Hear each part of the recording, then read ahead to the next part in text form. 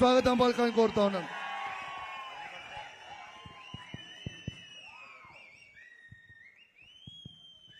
బాగున్నారు అందరూ? జై తెలంగాణ, జై తెలంగాణ. కేసీఆర్ గారి నాయకత్వం, కేసీఆర్ గారి నాయకత్వం. జోహార్ తెలంగాణ అమరవీరులకు. గౌరవనీయులు, సభాధ్యక్షత వహిస్తున్న యంగ్ డైనమిక్ శాసనసభ్యులు, మీ అందరి అభిమాన నాయకుడు తమ్ముడు కౌశిక్ రెడ్డి గారికి,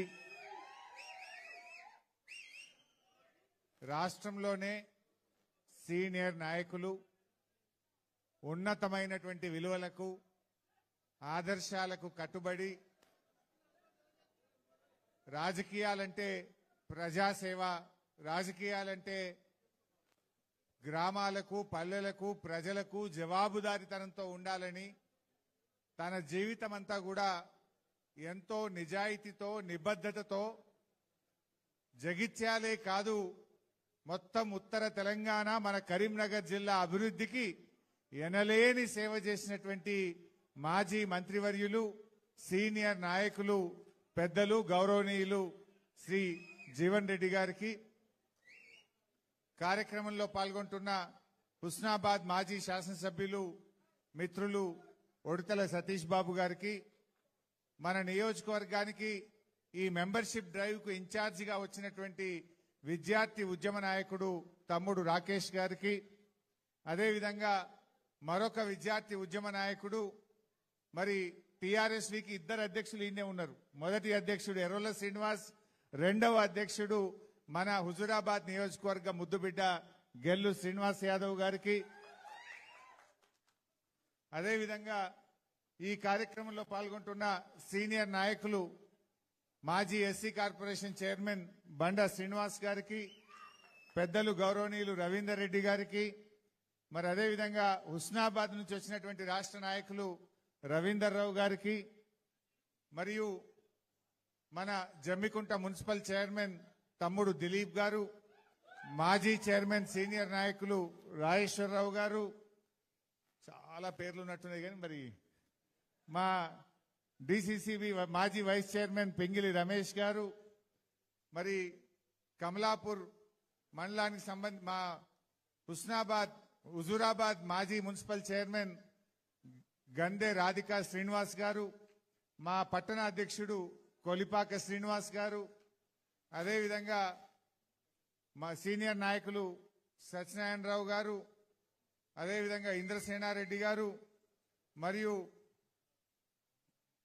సీనియర్ నాయకులు బాలకృష్ణరావు గారు, సహదేవ్ రెడ్డి గారు, తిరుపతి రెడ్డి గారు, మా తిరుపతిరావు గారు కమలాపూర్, అదేవిధంగా ఈ కార్యక్రమంలో పాల్గొంటున్నటువంటి మాజీ ఎంపీపీ ఇలంతకుంట వెంకటేష్ గారు, సీనియర్ నాయకులు తమ్ముడు రంజిత్ గౌడ్ గారు, సీనియర్ నాయకులు మనోహర్ రావు గారు, రాజేశ్వరరావు గారు, రామస్వామి గారు, సత్యనారాయణ గారు, ఇంకెవరైనా మర్చిపోయినా ఏమనుకోకుండా. సత్యనారాయణ మాజీ మార్కెట్ చైర్మన్ ఉన్నాడు, సత్యనారాయణరావు మాజీ కమలాపూర్ నాయకులు ఉన్నారు. ఓకే, ఇక మా కొండల్ రెడ్డి గారు, ఇంకా చాలా మంది కనబడుతారు, ఏమనుకోకరిగా. సురేందర్ మా మాజీ ఎంపీపీ హుజూరాబాద్ రాణి సురేందర్ రెడ్డి గారు, వేదిక మీద ఉన్న గౌరవ కౌన్సిలర్లు, పార్టీ సీనియర్ నాయకులు, మండలాధ్యక్షులు, మా మహిళా నాయకురాలు మా లతా శ్రీనివాస్ గారు, ఇంకా ఈ కార్యక్రమంలో ఉన్న మా ఉద్యమకారులు, బీఆర్ఎస్ కుటుంబ సభ్యులు, మీడియా మిత్రులు అందరికీ పేరు పేరున నమస్కారం. హుజూరాబాద్ అంటేనే బీఆర్ఎస్ అడ్డా. 2004 నుంచి ఇప్పటిదాకా ఏ ఎన్నిక వచ్చినా కూడా ఇక్కడ ఎగిరే జెండా గులాబీ జెండా. ఒక్క ఉప ఎన్నిక తప్ప, అది మున్సిపాలిటీ ఎన్నికలైనా, సర్పంచ్ ఎన్నికలైనా, ఎమ్మెల్యే ఎన్నికలైనా ఎప్పుడైనా ఈడ అద్భుతమైన విజయాన్ని బీఆర్ఎస్ సాధించింది. దానికి ఇక్కడ ఉండే మా కార్యకర్తలు, ఇక్కడ ఉండేటువంటి నాయకుల యొక్క కృషి అని చెప్పి నేను చెప్పక తప్పదు. కేసీఆర్ గారికి కూడా హుజూరాబాద్ అంటే చాలా ప్రేమ. అందుకే మీరు గుర్తు తెచ్చుకోండి, ప్రపంచమే అబ్బురపడిన, దేశమే మనను చూసి నేర్చుకున్న రైతు బంధు పథకం ప్రారంభమైంది హుజురాబాద్ నుంచి. కేసీఆర్ గారు రైతు బంధును హుజురాబాద్ నుంచి స్టార్ట్ చేసింది. దళిత బంధు పథకాన్ని ఈ హుజురాబాద్ నుంచి కేసీఆర్ గారు ప్రారంభించింది. కేసీఆర్ గారికి కూడా హుజురాబాద్ అంటే ఎంతో ప్రేమ. ఇక్కడుండే నాయకులు కార్యకర్తలు కూడా మొదటి నుంచి కూడా ఉద్యమంలో చాలా క్రియాశీలకంగా పార్టీ కోసం బ్రహ్మాండమైన కృషి. ఆ రోజుల్లో రైల్ రోకో అంటే మన ఉప్పల్ రైల్వే స్టేషన్ దగ్గర గంటలు గంటలు రైలు ఆపితే ఢిల్లీకి రైలు బంద్ చేసిన ఘనత కూడా ఈ హుజురాబాద్ జమ్మికుంట కార్యకర్తలదని చెప్పి గుర్తు చేస్తా ఉన్నా. ఏ పోరాటంలో అయినా ముందున్నటువంటి కార్యకర్తలు. మరి ఈరోజు ఈ మీటింగ్ పార్టీని బలోపేతం చేసుకోవాలి. మళ్ళీ గ్రామ కమిటీలు వేసుకుందాం, పట్టణ కమిటీలు వేసుకుందాం, మండల కమిటీలు వేసుకుందాం, జిల్లా కమిటీలు వేసుకుందాం. పార్టీని పటిష్టవంతంగా తయారు చేయాలని చెప్పి గౌరవనీయులు కేసీఆర్ గారు నిర్ణయించిండ్రు. మన ఉమ్మడి కరీంనగర్ జిల్లా మొత్తం బాధ్యతను పెద్దలు మాజీ మంత్రివర్యులు జీవన్ రెడ్డి గారికి కేసీఆర్ గారు ఆ బాధ్యత వారి మీద పెట్టారు. మరి ఇప్పుడు కార్యకర్తలుగా మనం కూడా ఇప్పుడు అంతా ఆన్లైన్ డిజిటల్ చేయాలని డిసైడ్ అయింది పార్టీ. మనం ఇంతకుముందు పుస్తకాలు ఇస్తే కొన్ని కరెక్ట్ చేద్దాం, కొన్ని రాసుకొద్దాం. ఇప్పుడు రాసులు లేదుగా, అంతా డిజిటలే. సెల్ ఫోన్లో ప్రతి ఇంటికి పోవాలి, వాళ్ళ ఫోటో తీయాలి, వాళ్ళతోని మాట్లాడిన తర్వాతనే మెంబర్షిప్ తీసుకోవాలి. పేమెంట్ కూడా అంత ఆన్లైన్, డైరెక్ట్ ఏమంటాం పేటిఎం, ఫోన్ పే. ఇక లేదు మనం గట్టులు లేదు, మనం రాసులు లేదు. అంటే బరాబర్ మెంబర్షిప్ కరెక్ట్గా చేయాలని. అట్లయితే పార్టీ బలంగా ఉంటుంది. మనం కమిటీలు వేసుకోవడమే కాదు, రేపు ప్రతి నియోజకవర్గంలో కూడా శిక్షణా శిబిరాలు పెట్టి ఈ కాంగ్రెస్ మోసాలను, కాంగ్రెస్ యొక్క అవినీతిని, కాంగ్రెస్ 6 గ్యారెంటీల పేరిట ప్రజల్ని ఏ రకంగా మోసం చేసిందో మరి కార్యకర్తలకు ట్రైనింగ్ ఇస్తే కార్యకర్తలు పోయి ప్రజలను కూడా సమాయత్తం చేయాలని చెప్పి పార్టీ నిర్ణయం తీసుకోవడం జరిగింది.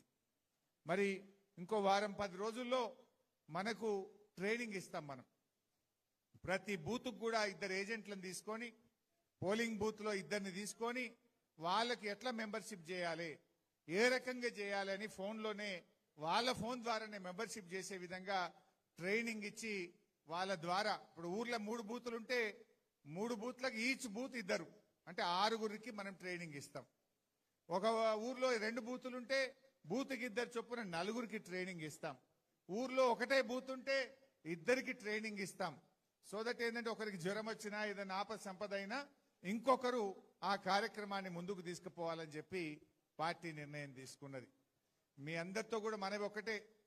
సరే, ఇప్పుడు మనకు అర్థమైంది గవర్నమెంట్ పోతే ఏం జరుగుతుందో మనకే కాదు రాష్ట్ర ప్రజలందరూ కూడా ఇవాళ అర్థం చేసుకుంటా ఉన్నారు. 2 ఉంటాయి, ఒకటి కృతజ్ఞత, 2 ఆశ. కృతజ్ఞతకు ఆశకు మధ్య పోటీ పెడితే ఏది గెలుస్తుంది? ఆశ గెలుస్తుంది. వాస్తవానికి కేసీఆర్ గారు ఎన్నికల్లో చెప్పకపోయినా రైతు బంధు ఇచ్చాడు, రైతు బీమా ఇచ్చాడు, 24 గంటల కరెంట్ ఇచ్చాడు, దళిత బంధు ఇచ్చారు, 2000 పెన్షన్ ఇచ్చారు, కళ్యాణ లక్ష్మి ఇచ్చారు, కేసీఆర్ కిట్ ఇచ్చారు, వైఎస్ఆర్ గారు ప్రారంభించిన ఫీజు రియంబర్స్మెంట్ పథకాన్ని కొనసాగించారు. ఇట్లా చెప్తే ఒక 500 పథకాలు చెప్పొచ్చు. కానీ రేవంత్ రెడ్డి ఏం చేసిండు? అరే కేసీఆర్ 2000 పెన్షన్ ఇచ్చిండు, మేము 4000 పెన్షన్ ఇస్తాను. కేసీఆర్ గారు 10,000 రైతు బంధు ఇచ్చిండు, నేను 15,000 రూపాయలు ఇస్తా అన్నాడు. ఇట్లా ఆశలు ఎరవేసిండు. అందుకే ఎన్నిక జరిగితే ఏమైంది?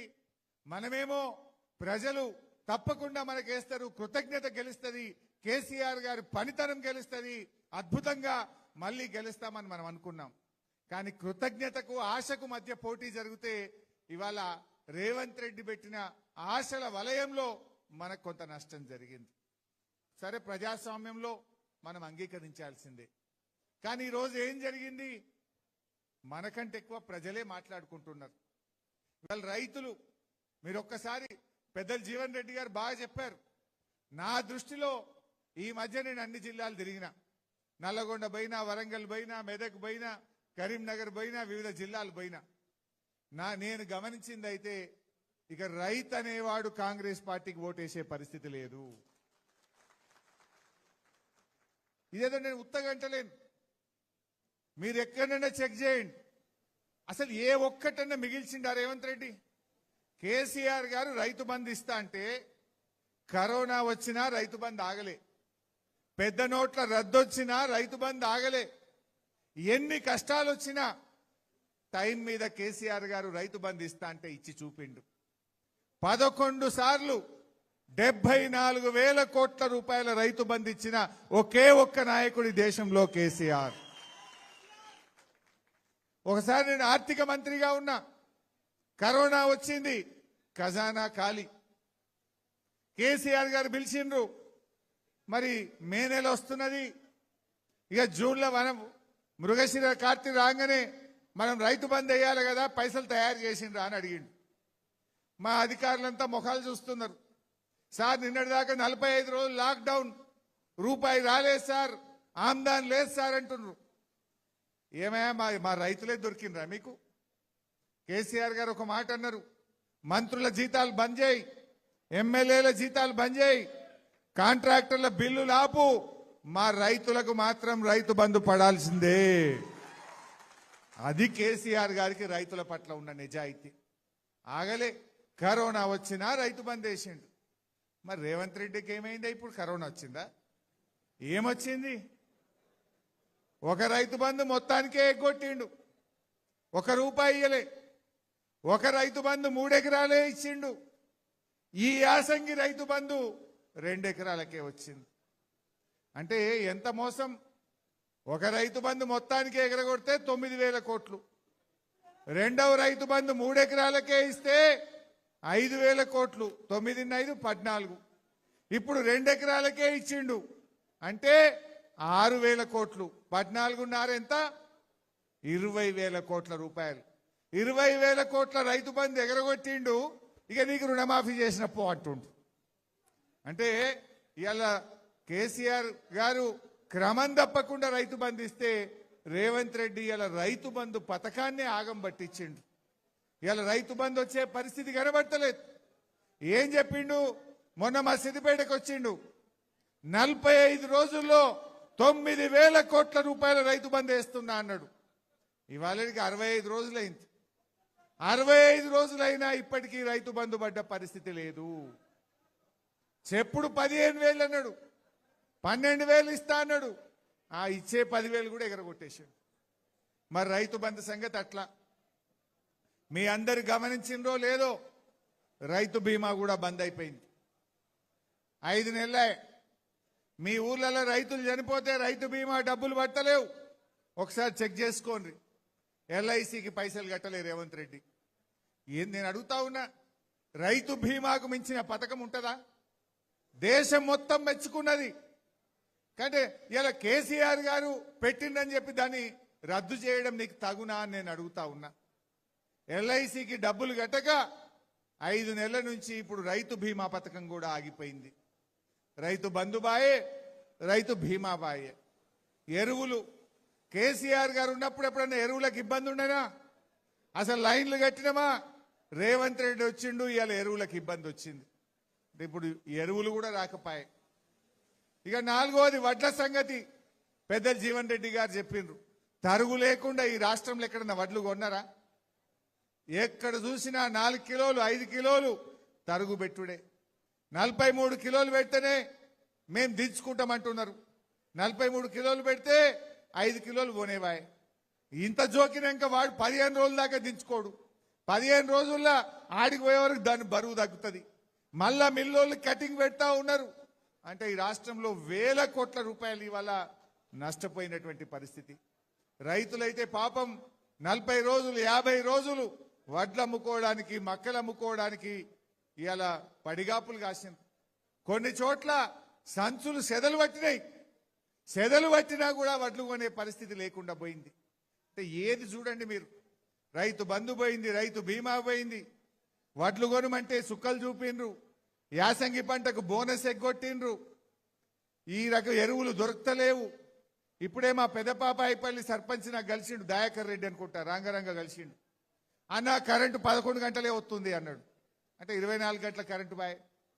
కేసీఆర్ గారు 24 గంటల కరెంట్ ఇస్తే ఇప్పుడు దయాకర్ రెడ్డి చెప్తుండు 11 గంటలే బాయికాడ కరెంట్ వస్తుంది అంటుండు. మరి ఇంకో ముచ్చట చెప్పాలి మీకు. ఇప్పుడు రైతు డిస్కామ్ అని ఒక కొత్త డిస్కామ్ పెట్టిండు. ఇప్పుడు మీ ఎన్పీడీసీఎల్ కింద ఉంటాం మన హుజురాబాద్. ఇంకో నెల 15 రోజులైతే ఎన్పీడీసీఎల్ పై రైతు డిస్కామ్ రాబోతా ఉంది. ఆ రైతు డిస్కామ్ అమల్లోకి వస్తే ఇప్పుడు వచ్చిన 11 గంటలు కూడా రాదు, 5-6 గంటల కరెంటే వస్తుంది రైతులకు. ఇది నేను ఉత్తగా చెప్తలేను. ప్రభుత్వం జీవో నంబర్ 8 అని ఒక జీవో ఇచ్చింది. ఆ జీవోలో ఏం చెప్పిందంటే రైతు డిస్కామ్ కు రిన్యూవబుల్ ఎనర్జీ ఇస్తాము, సోలార్ పవర్ కేటాయిస్తాము అన్నాడు. సోలార్ పవర్ పొద్దుగాల ఎండగొడితే 7 గంటలకు వస్తుంది, సాయంత్రం 5 గంటలకు బంద్ అవుతుంది. అంటే ఇక రైతుకు 24 గంటలు ఉండదు, 6-7 గంటల కరెంటుకే రాబోతా ఉంది. అంటే రేవంత్ రెడ్డి ఈ రైతు డిస్కామ్ పేరిట 24 గంటల ఉచిత కరెంటుకు ఉరేస్తున్నాడు, రైతుల్ని ఆగం చేస్తా ఉన్నాడు. అయినా ఇంకా రైతులు ఎవరు నోటేస్తారా? కరెంటు బాయే, రైతు బంధు బాయే, రైతు బీమా బాయే, ఎరువులు రావాయే, వడ్లు కొనవాయే. ఇంకా ఎవరైనా రైతు అనే వాళ్ళు ఓటేస్తారా? అందుకే నేను అన్నా, ఇంకా రైతు అనే వాళ్ళు కాంగ్రెస్ ఓటేసే పరిస్థితి లేదు. ఏం మాట్లాడినా అబద్ధాలే, పాలనలో కూడా అబద్ధాలే. ఇవాళ అయిపోయింది ఆయన పని. నిజంగా డబ్బులు లేవా? విద్యార్థులకు ఫీజు రియంబర్స్మెంట్ ఎగబెట్టేసిండు. 4000 పెన్షన్ ఇస్తాని అవ్వ తాతల్ని మోసం చేసిండు. మహిళలకు 2500 ఇస్తాను మోసం చేసిండు. మరి ఇవన్నీ లేవా? ఉన్నాయి డబ్బులు. రేవంత్ రెడ్డికి మనసు లేదు. ఏడ ఖర్చు పెడుతుండు రేవంత్ రెడ్డి? నేను నిన్ననే చెప్పిన, ఇవాళ జూబ్లీ హిల్స్ లో ఆయనకు పెద్ద ప్యాలెస్ ఉన్నది. ఆ ప్యాలెస్ జాలదట 100 కోట్ల రూపాయలతో ఇంకో క్యాంప్ ఆఫీస్ కట్టిండు. గవర్నమెంట్ డబ్బులతో 100 కోట్లతో క్యాంప్ ఆఫీస్ కట్టిండు. ఆడ ఫ్యూచర్ సిటీ అని పెట్టి అక్కడ ఒక 100 కోట్ల రూపాయలతో క్యాంప్ ఆఫీస్ కట్టిండు. హెలికాప్టర్ ఉన్నది చాలదట, ఎయిర్ బస్ నెలకు 5 కోట్లు ఖర్చు పెట్టి ఇంకొక కొత్త హెలికాప్టర్ కొనుకొచ్చుకుంటాడట. ఫుట్బాల్ చౌకుల కోసం ఆ మెస్సీతో ఆడడానికి 100 కోట్లు ఖర్చు పెట్టి ఫుట్బాల్ షోకులు తీర్చుకున్నాడు. అందాల పోటీలకు 100 కోట్లు ఖర్చు పెట్టిండు. అందాల పోటీలకు ఉంటాయి, ఫుట్బాల్ షోకులకు ఉంటాయి, ఎయిర్ బస్ హెలికాప్టర్ కు డబ్బులుంటాయి. ఇతర రాష్ట్రాల్లో ఎన్నికలు జరిగితే మూటలు పంపడానికి డబ్బులుంటాయి.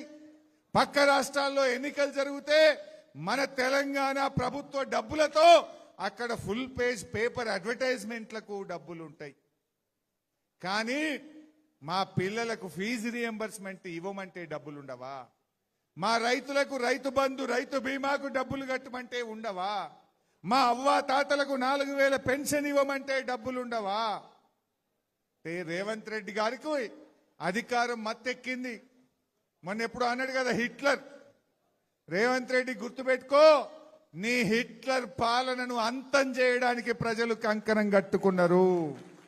నీ నియంత పాలనకు అంతం కావడానికి రోజులు దగ్గర పడ్డాయి. లెక్క పెట్టుకో మిస్టర్ రేవంత్ రెడ్డి అని నేను చెప్తా ఉన్నా. ఈ రేవంత్ రెడ్డి విషయం ప్రజలకు అర్థమైంది.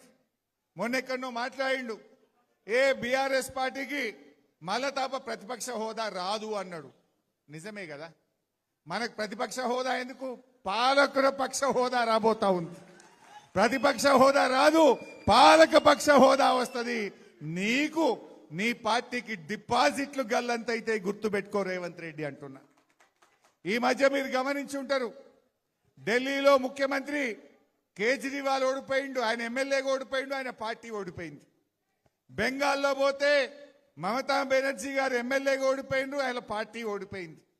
తమిళనాడు పోతే స్టాలిన్ ముఖ్యమంత్రి ఎమ్మెల్యేగా ఓడిపోయిండు, ఆయన పార్టీ ఓడిపోయింది. రేపు తెలంగాణలో కూడా రేవంత్ రెడ్డి ఎమ్మెల్యేగా ఓడతాడు, ఆయన పార్టీ కూడా ఓడిపోతుంది. గ్యారంటీ మళ్ళీ వచ్చేది కేసీఆర్.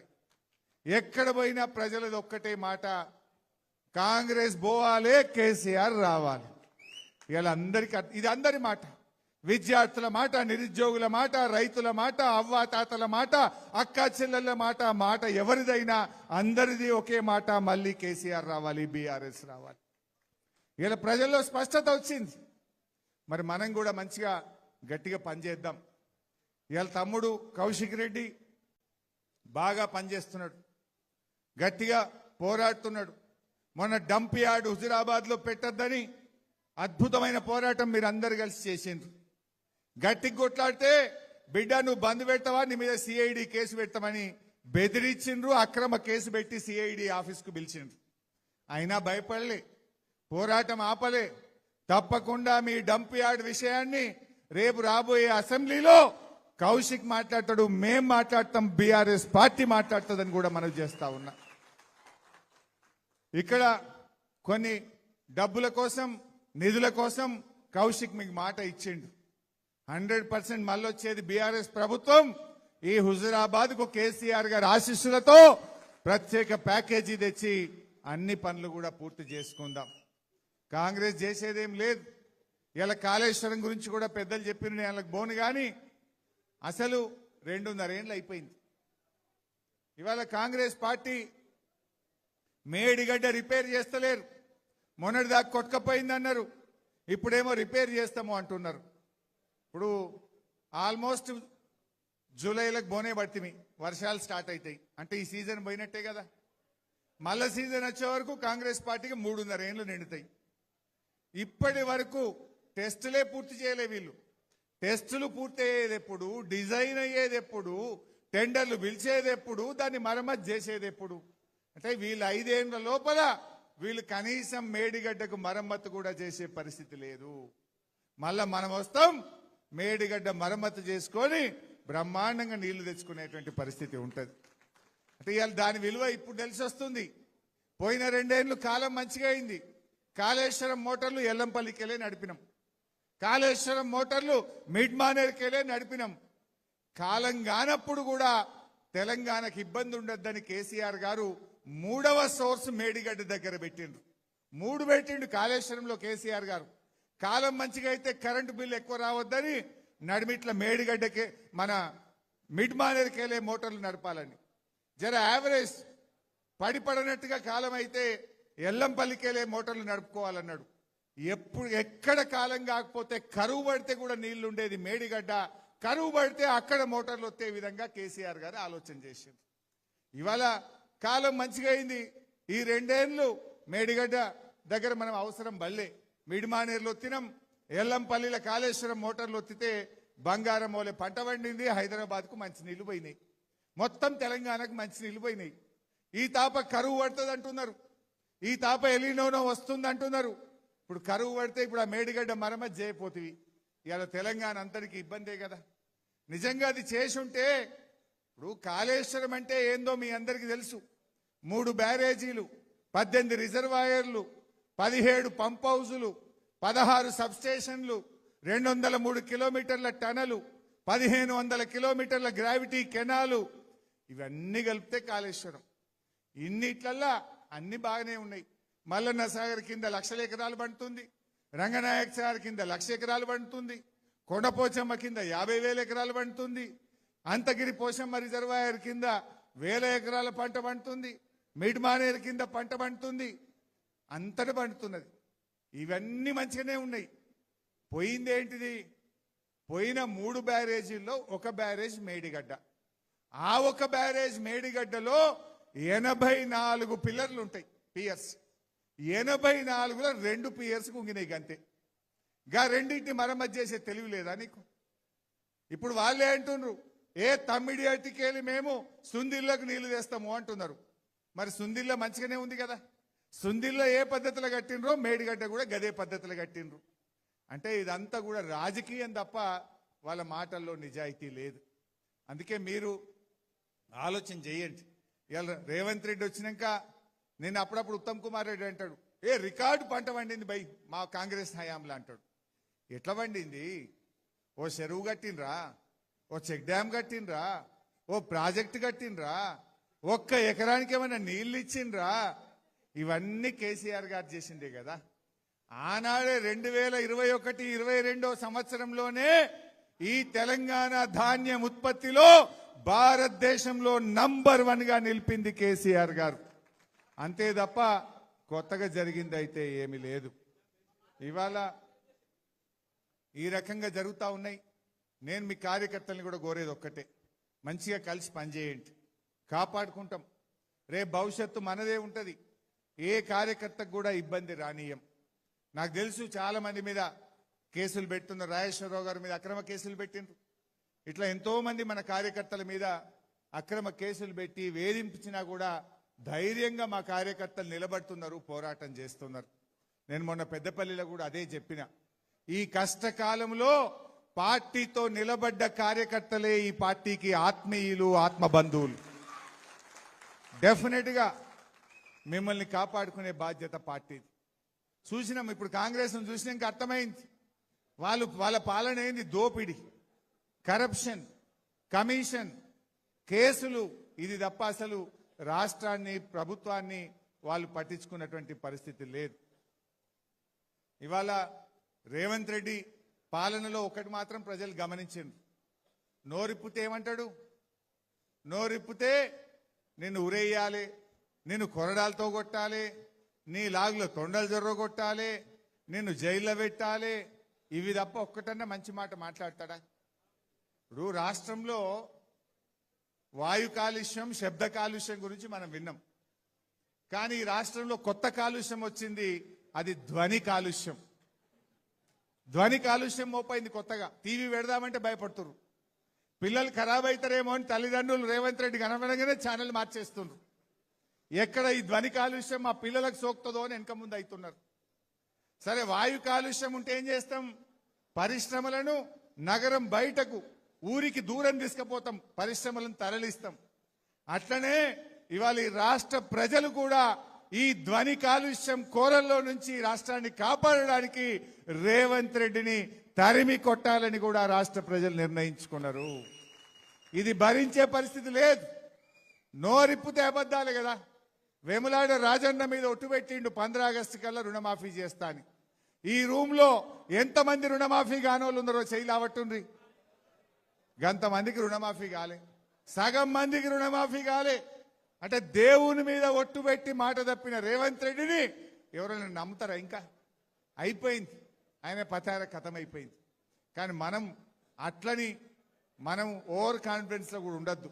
మంచిగా పనిచేసుకుందాం, మళ్ళీ పూర్వ వైభవం తెచ్చుకుందాం, ప్రజలకు మంచి సేవ చేద్దాం, రైతులకు మంచి రోజులు రావాలి అంటే కేసీఆర్ గారు రావాలని ఇలా రైతులు కూడా అనుకుంటా ఉన్నారు. అందరూ మంచిగా కలిసిమెలిసి పనిచేయండి. మీకు అన్ని రకాల బీఆర్ఎస్ పార్టీ, కేసీఆర్ గారు ఈ హుజూరాబాద్ జమ్మికుంట నియోజకవర్గానికి వారికి ఎంతో ప్రేమ ఉంటది. ఇక్కడ కార్యకర్తల్ని కాపాడుకుంటాం. ఈ ప్రాంత అభివృద్ధిని కూడా ప్రత్యేకమైన దృష్టి పెట్టి చేసుకుందామని చెప్పి మనవి చేస్తూ, మీ ఇప్పటికే బాగా ఆలస్యమైంది కనుక ఇంకెక్కువ టైం తీసుకోకుండా జై తెలంగాణ.